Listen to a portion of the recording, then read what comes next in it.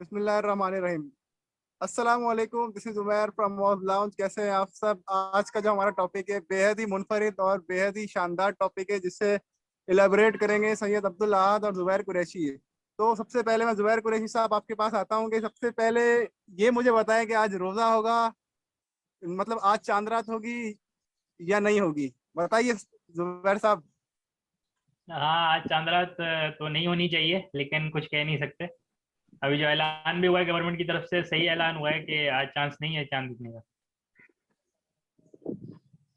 इसकी क्या वजूहत है? क्योंकि इससे पहले बताया जा रहा था रमजान से पहले कि इस बार भी 29 रोजे ही होंगे। तो क्या वजूहत है कि एकदम ये चीज चेंज हो गई? यार, इनको असल में जो है ना, हमारे जो कहना चाहिए गवर्नमेंट इदारे हैं जिनको चांद देखने का आजकल शौक हुआ है काफ़ी, और चांद को प्रिडिक्ट करने का शौक हुआ है काफ़ी। इनको शायद होश आ गया, क्योंकि अभी ये हाल ही में शाबान का जो चांद गुजरा है, रमज़ान से पहले वाला चांद जो था शाबान का, उसमें इनको बड़ी इन्होंने प्रेडिक्शन की थी कि भाई 50 मिनट का चांद है तो बिल्कुल सबको नज़र आएगा, पूरे पाकिस्तान में नज़र आएगा, लेकिन कहीं भी नज़र नहीं आ रहा। तो इसके बाद अच्छा, तो शायद मतलब इन्हें होश प्रोडिक्शन आ गया। गलत गलत साबित हुई? गलत साबित हुई, तो फिर इसका मतलब है इनको उसके बाद शायद होश आ गया कि अब यार अकल के नाखुन लेने चाहिए, थोड़ा अकलमंदी से काम करना चाहिए। अच्छा, अगला सवाल मेरा अब्दुल आद साहब आपसे है कि इस सब में आप फवाद चौधरी के किरदार को कैसा देखते हैं? यार फवाद चौधरी का किरदार तो मेरे हिसाब से ना सबसे खराब है। मतलब मजहबी उमूर का काम जो है ना वो मजहबी लोगों को करना चाहिए। आप साइंस को बीच में लेके तो आ रहे हो, लेकिन फिर उसमें अहल लोग भी तो बैठाओ। फिर उस हिसाब से आपका कैलेंडर पहले से कैसे ईद की पूरी आप इंफॉर्मेशन दे देते हो, सब हो जाता है क्योंकि शहादत पे होता है जुबैर भाई, इफ आई एम राइट। कि शहादत मिलेगी तो भाई पता चलेगा ना कि कल ईद है या नहीं है। शहादत मिले बगैर आपको 6 महीने पहले कैसे पता चल जाता है क्या इस तारीख को, फला तारीख को ईद उल फितर ईद उल अजहा होगी। तो फवाद चौधरी साहब तो को अपने साथ, क्या कह रहे थे जुबैर भाई? नहीं, आप कंप्लीट कर लें बात। जी हाँ, मैं ये कह रहा था कि फवाद चौधरी को अगर इसी चीज में साइंस के साथ आगे जाना है तो फिर अपने साथ कोई ना कोई ऐसे मजहबी स्कॉलर या कोई ऐसी भी एक टीम होनी चाहिए जो कि फिर एक सही फैसला है।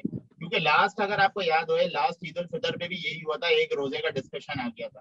तो उसमें भी बहुत केओस हो गया था क्योंकि सऊदी अरेबिया के हिसाब से हमारा एक रोजा और हो जाना चाहिए था जो कि नहीं हो पाया। तो अब वो एक्सटर्नल फैक्टर आप कह लेंगे मुफ्ती मुनीबुर रहमान साहब पे था या नहीं था, वो तो एक अलग डिबेट है। लेकिन ये चीजें पाकिस्तान में अगर आप माजी में देखें तो बहुत ज्यादा खराब हैं। और इसका जुबैर साहब भी अच्छे से बताएंगे। जी भाई।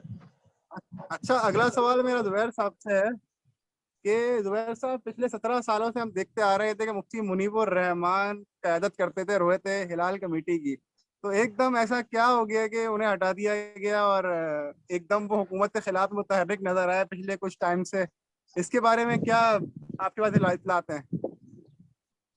यार, इसमें इत्तलात क्या है, अब हम देख ही रहे हैं कि हुकूमत का जिस तरह से आजकल एक एजेंडा रहा है दीनी जमातों के खिलाफ, उस पर जाहिर बात है सारे उलमा काफ़ी नाराज़ रहे हैं, काफ़ी उसमें एहतजाज भी हुए हैं। लेकिन खैर, वो एक कैलेंडर वाली बात जो अभी अब्दुल्लाह कर रहे थे, उस पर मैं एक चीज़ ऐड करूँगा कि ये प्रिडिक्शंस जो होती हैं कैलेंडर के लिए, और कैलेंडर बनाएंगे इस पर बड़ी बात चलती है। तो ये मैं और उमर पहले ही बात कर रहे थे इस बारे में कि ये कैलेंडर बनाने का जो मकसद है, जैसे हम देखते हैं हमारा सोलर कैलेंडर जो चलता है, जूलियन कैलेंडर कहलाता है, ये फिक्स्ड है। इसमें एक ही 365 दिन होते हैं, लीव ईयर आता है तो 366 होते हैं, और वही महीने 31 या 30 या फरवरी 28 का होता है। फिक्स्ड है। ये फिक्स इसलिए किया गया है इंटरेस्ट रेट्स कैलकुलेट करने के लिए, सूद का निज़ाम सही से चलाने के लिए इसको फिक्स किया गया ये रूल।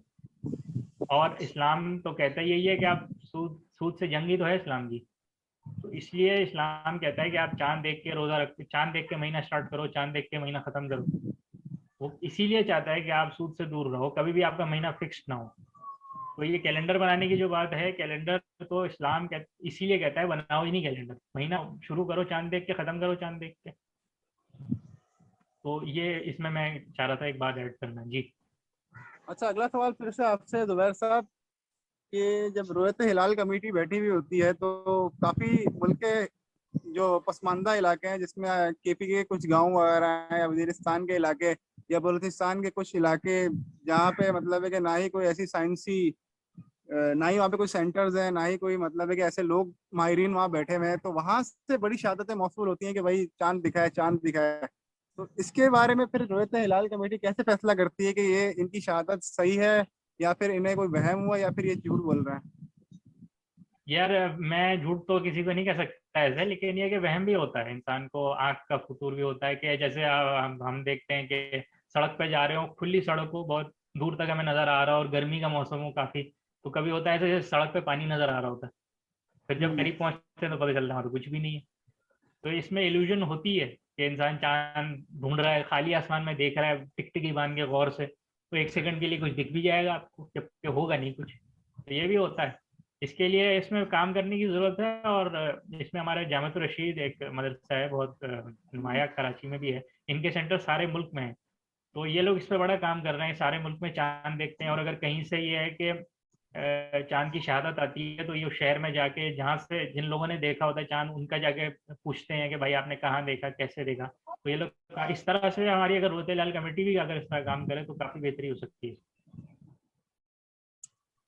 अच्छा, अगला सवाल मेरा अब्दुल अहद साहब आपसे है कि ये फवाद चौधरी का एक पॉइंट पिछले साल रेज हुआ था कि ये जो रोहित हिलाल कमेटी पे लोग बैठे हुए हैं, ये इन पे जो खर्चा आता है करोड़ों की तादाद में, सिर्फ एक रात चांद देखने का खर्चा आता है। तो इसके बारे में आपकी क्या राय है कि वो आया कि वो ये बात सही कह रहे थे या फिर वो मुगालता आराई से काम ले रहे थे? क्या क्या क्या कहेंगे अब्दुल अहद साहब आप? देखें उमर भाई, अगर आप पाकिस्तान की 70 साल की पूरी तहरीक उठा लें, पाकिस्तान की 70 साल से उठा के देख लें, तो कितने आपके दौरे हुए हैं वजीर आजमों के, कितनी चीजों पे आपने अरबों रुपए अभी तक जाया कर दी हैं। मजहबी एक चीज के ऊपर आप चीज पकड़ के बैठे हुए हो। दूसरी बात यह है कि भाई अगर आपके पास दूसरा मैकेनिज्म इतना इफेक्टिव है तो आप लेकर आते ना। आपका तो कैलेंडर ही फेल है। उस पे तो आपके उलमाए कराम और आपके जितने भी बेशतर और जो आपके इंपॉर्टेंट शख्सियात हैं, उनको तो उसके ऊपर कॉन्फिडेंस ही नहीं है। तो एक चीज के ऊपर कॉन्फिडेंस नहीं है तो हम उसके ऊपर कैसे उसको मान लें? तो भाई आपको रोहित हिलाल कमेटी एज अ एक नॉर्मल मुस्लिम, आप जब एक कंट्री में रह रहे हो तो आप तो उन्हीं को फॉलो करोगे ना दोस्त। अब मैं बोलूंगे वही गलत है तो फिर आगे काम कैसे चलेगा? अगर आपको लगता है, फवाद चौधरी साहब को मुखातिब करके कह रहा हूँ कि भाई अगर आपको ये लगता है सही नहीं है तो आपकी तो हुकूमत है, आप हटा दो उनको। और जो आप जुबैर साहब से पूछ रहे थे, मुफ्ती मुनीवर रहमान साहब का, तो उसका भी जवाब देना चाहूंगा भाई। उनके ऊपर भी बहुत ज्यादा प्रेशर्स थे अगर आप देखें, क्योंकि जब से ये हुकूमत आई है, जो नूरुल हक कादरी साहब जो है इनके वजीर मजहबी उमूर, जुबैर साहब, उनके ताल्लुकात इनसे कभी भी अच्छे नहीं रहे मुफ्ती मुनीवर रहमान साहब से, क्योंकि मसला अलग है। अगर आप मेरी बात समझें तो जब से वो बात खटक रही है कि भाई ये मसला है क्या, क्योंकि शुरू से आप हुकूमत को देखें, डीमोरलाइजिंग कमेंट्स मुफ्ती मुनीवर रहमान साहब के लिए आते रहे। जो भी है मुफ्ती आजम है भाई, मिल बैठ के भी बात हो सकती है। अगर आपको उनको किनारा भी करना था तो आप एक तरीके से करा देते। तो ये चीज जो है यार, ये इंटरनेशनल मीडिया में जाती है और पाकिस्तान की बेइज्जती का सबब बनती है। तो मेरे हिसाब से टोटली गलत है ये फवाद चौधरी साहब की बात। ये मेरा आंसर है भाई। जी, अगला सवाल फिर मैं आपसे जुबैर कुरैशी साहब करता हूँ कि इस बार के जो चांद की जो आपकी ऑब्जर्वेशन रही है कि चांद के लॉन्गिट्यूड, लैंगिट्यूड, हिलाल इम्तियाज वगैरह, ये सारी चीजें चांद की हैं, इसके बारे में थोड़ी रोशनी डालें कि गुरूब हिलाल कब होगा, गुरूब आफ्ताब कब होगा, चांद की पैदाइश कब होगी, इसके बारे में थोड़ी रोशनी डालें। यार इस पे हम रोशनी डालते हैं, इसको मैं आपको थोड़ा बता देता हूँ। क्या है इस बार, क्या क्या चल रहा है इस बार, चांद कब गुरूब होगा, कब तुलू होगा, कितना टाइम है देखने का। तो इसकी चांद की पैदाइश जो है वो 11 मई और 12 मई की दरमियानी शब को होगी, 12 बजने में सिर्फ 6 सेकंड पहले। और गुरूब अच्छा। आफ्ताब और गुरूब हिलाल के दरमियान जो है वो तकरीबन 36 मिनट और कुछ सेकंड का टाइम है। और चांद की बुलंदी जो है उफक पर, वो 7.5 डिग्री, 7.5 डिग्री है। तो और ये कंडीशंस ऐसी हैं कि इनमें चांद देखा नहीं जा सकता, दूरबीन के बावजूद भी नहीं नजर आएगा चांद। अच्छा। हम्म। बड़ा इन डेप्थ एनालिसिस जुबैर भाई ने दिया है। हाँ। अच्छा जुबैर भाई, एक और सवाल हमारी आवाम के लिए है कि जो इतनी टेक्निकलिटी नहीं समझते, उनको हम्म। आप ये चीजें कैसे समझाएंगे कि ये जो आपने कैलकुलेशन किए हैं, ये आपने किस बेसिस पे किए हैं? आया ये मैथमेटिक्स से, आया ये फिजिक्स से, आया ये एस्ट्रोनॉमी है, ये क्या है? देखो हमारे यहाँ पहले तो एक ये कंफ्यूजन है कि अगर किसी से कहो ये एस्ट्रोनॉमी है तो वो एस्ट्रोनॉमी नहीं, एस्ट्रोलॉजी समझता है। ये बड़ी एस्ट्रोलॉजी वो साइंस मिसकॉन्सेप्शन होती है। है। इसमें आवाम की भी हाँ। गलती नहीं है यार, ये तो ये बात हाँ ऐसी इसमें फैली हुई है जुबैर भाई। देखो ये ऐसी है कि हमारे असल में थोड़ा सा ना इल्म का फुकदान भी है। लोग कमिलमी का शिकार हो जाते हैं। मेजर मसला एस्ट्रोलॉजी वो यही है। साइंस होती है, एस्ट्रोलॉजी वो साइंस होती है जो चांद सितारे देख के आपके अहवाल बताती है। वो हाथ बैठे देख रहे होते हैं, आपके हाथ में ये लकीर है, वो सारी चीजें, ये फलाना सितारा आसमान पे तो आपकी किस्मत अच्छी है, ये एस्ट्रोलॉजी कहलाती है। एस्ट्रोनॉमी जो होती है वो ये साइंस है कि चांद सितारे की जो मूवमेंट है उनकी मूवमेंट देखी जाती है, उनको कैलकुलेट किया जाता है, और ये फील्ड जो है ये मैथमेटिक्स और फिजिक्स के बीच में आती है। इसके जरिए सारी कैलकुलेशन की जाती है। सही सही। तो ये अगर हमारे मुल्क में नहीं, आप क्या कहना चाहेंगे हमारे मुल्क की यूथ को कि वो इस फील्ड में जाएं जिसमें वो एस्ट्रोनॉमी वगैरह का इल्म हासिल करें और मुल्क का नाम रोशन करें, ताकि जितने लोग ज्यादा एक्सपर्ट्स आएंगे उतने ये मसले मसाइल चांद देखने के कम नहीं होंगे आपके हिसाब से? यार बिल्कुल आप सही कह रहे हैं, होंगे। इसमें कुछ बातें ऐसी है कि शायद हम यहाँ नहीं कर सकते, क्योंकि हमारे जो दीनी तबका है उसमें भी एस्ट्रोनॉमी के बारे में काफ़ी है कि शक व शुबात भी हैं, कुछ इख्तलाफात भी हैं, तो उसकी तरफ तो बहरहाल ना ही जाया जाए तो बेहतर है। और बाकी ये है कि अगर हम सिर्फ इतना समझ लें कि जैसे अगर मुझे कोई बीमारी होती है या मेरे घर में किसी को जैसे हार्ट का प्रॉब्लम है, तो मैं किसी कार्डियो के एक्सपर्ट के पास जाऊंगा ना, मैं खुद तो उसे दवाई नहीं दूंगा। तो ये भी ऐसे मसले हैं कि इनमें जो एक्सपर्ट्स हैं, आप उनकी जो वो राय दे रहे हैं उनकी राय सुन लो, मसला क्यों यही है अपनी ना जुबैर अकल भाई, लड़ाने की जरूरत है। राय तो सुननी नहीं है ना इस मुल्क में। जो काम का आदमी है वो कभी सामने आएगा ही नहीं। और दीन की चीज पे अगर दीन के तरीके से अमल हुए तो बहुत आगे बात बढ़ जाए, लेकिन मसला ये है कि हमें तो दीन को पकड़ना ही नहीं है। जिस तरीके से हमारी डायरेक्शन मिली हुई है वो तो हमें उसको फॉलो ही नहीं करना है, तो फिर यहीं पे ही अच्छा हम तो अच्छा, ऐसे ही करेंगे। अगला अगला सवाल अब्दुल आज साहब आपसे है मेरा जी भाई। कि आपने एक बार क्या नाम है इन डेप्थ खबर एक आपके पास आई थी आपके जराये से कि भाई हुकूमत ने पिछले साल जबरदस्ती ईद करवाई है। जी क्या सही क्या बात ये है बात सच है? यार। वैसे तो मैं आपको बोलूं कि मैं आ रहा हूँ उस सवाल पे थोड़ा सा बिल्ड करके कि हम लोग यार ऐसा मुसलमान एक क्यों नहीं होते। अब आप देखो, अगर आज हम एक मिसाल ले लेते हैं कि हमें चांद आज नहीं भी दिखता तो पेशावर में ईद तो जरूर हो जाएगी आज। मुफ्ती पोपलजई वाले तो करवा लेंगे आज। मतलब ये क्यों है हमें कि एक साइड में नहीं चलना है, हर तरीके से हमें अलग होना है। और ये जो आपने बात की है ना ये पिछले साल की, तो सर ऐसा ही है। जुबैर भाई भी इस बात पे बहुत अच्छी रोशनी डालेंगे कि उस कमरे में हुआ क्या था उस दिन। किस तरीके से आके कुछ बंदों ने, कुछ फोर्सेस ने आके वहां पे घेरा तंग कर दिया था और फैसला बदलवा लिया गया था मुफ्ती मुनीबुर रहमान साहब से। बिल्कुल आपकी बात सही है कि 30 रोजे होने वाले थे, 29 पे ईद हुई है भाई। लेकिन उसका गुनाह हमारे ऊपर नहीं है, वो गुनाह जो है वो आपके फवाद चौधरी साहब और आपके जो हुक्मरान है उन पे ही है। मुफ्ती साहब की भी गलती नहीं है, वो भी क्या करते, उनको प्रेशराइज करा के भाई फैसला बदलवाया गया है। मैं तो ऑन रिकॉर्ड प्रूफ के साथ बात कर सकता हूँ। ये मेरा जवाब है। अब्दुल आज साहब बहुत बड़ी बात कर रहे हैं आप। सर हमारा काम ही बड़ी बात करना है, क्योंकि हम जो है बात करते हैं वो सॉलिड बेस पे करते हैं। आपने रियासती इदारों के खिलाफ एक महाज खड़ा कर दिया है इस वीडियो भाई के जरिए। मैंने महाज नहीं खड़ा किया है।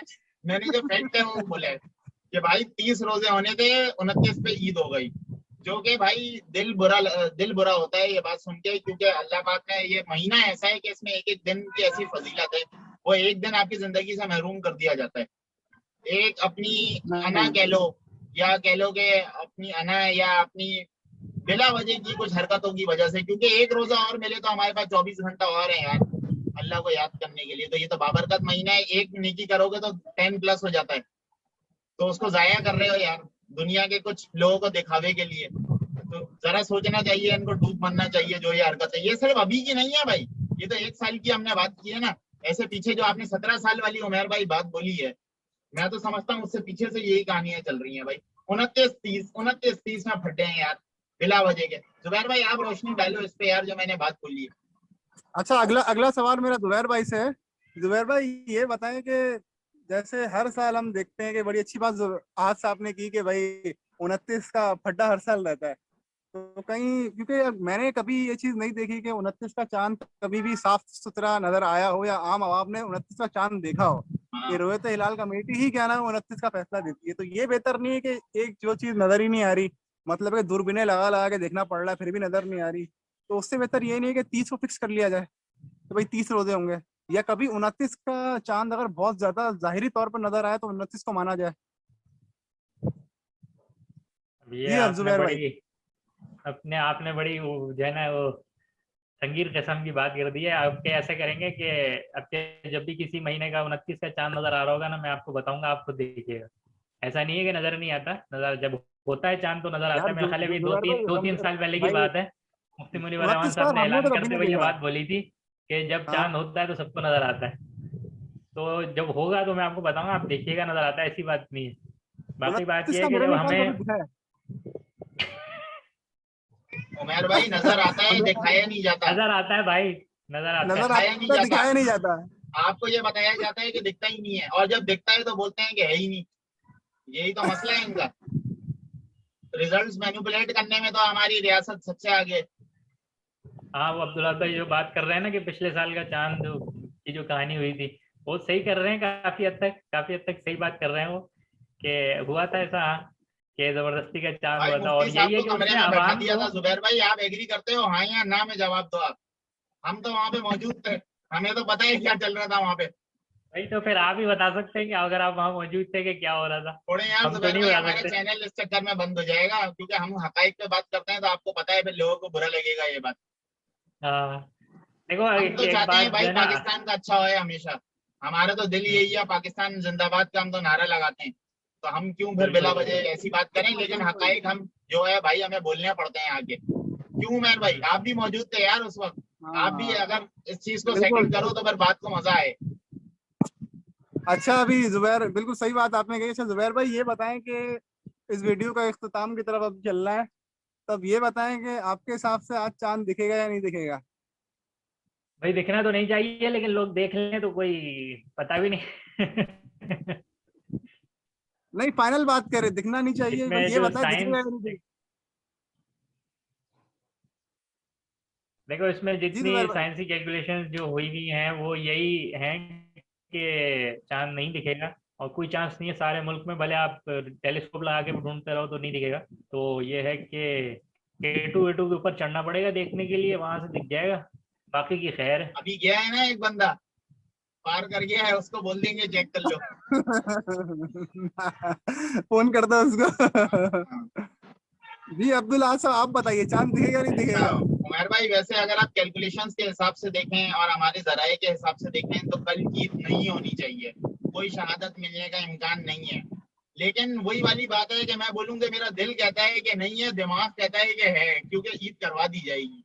तो दिल से समझे कि नहीं है, दिमाग यही कहता है कि कल ईद करवा दी जाएगी हुकूमत की तरफ से। जबकि अगर आप मजहबी एतबार से बात करें तो कल ईद नहीं होनी चाहिए, कल हमारा 30वां रोजा होना चाहिए 100%। ऐसी हमारी जराये से हमारे पास खबर है। लेकिन मुझे ये लगता है कि ईद हो जाएगी। जुबैर भाई आप क्या कहते हो? मुझे लगता है ईद हो जाएगी। यार अब होनी नहीं चाहिए, ऐसी बातें नहीं वो करो तो यार। बात सही है आपकी, लेकिन आपको लगता क्या है? लगता क्या है, इस बार लगता है कि नहीं होगी, कल नहीं होगी। चले इंशाल्लाह भाई, इंशाल्लाह हमारी भी दुआ है कि ना होए। और ये जो कुछ टोला है जो कि बहुत मजहबी बनने की कोशिश कर रहे हैं ना, ये गलत प्रूव हुए। हमारी तो ये दुआ है। चले इंशाल्लाह। फिर आज के लिए इसको चलो इतना रखते हैं। ओके भाई। फिर ठीक है भाई, फिर इंशाल्लाह इंशाल्लाह। फिर अगले सेशन में मुलाकात करते हैं। आज के लिए फिर इतना ही, अगले सेशन में फिर मुलाकात होगी आप सबसे। ओके ओके भाई। भाई। अल्लाह हाफिज। ओके ओके, अल्लाह हाफिज। अल्लाह हाफिज। अल्लाह ने गिफ्ट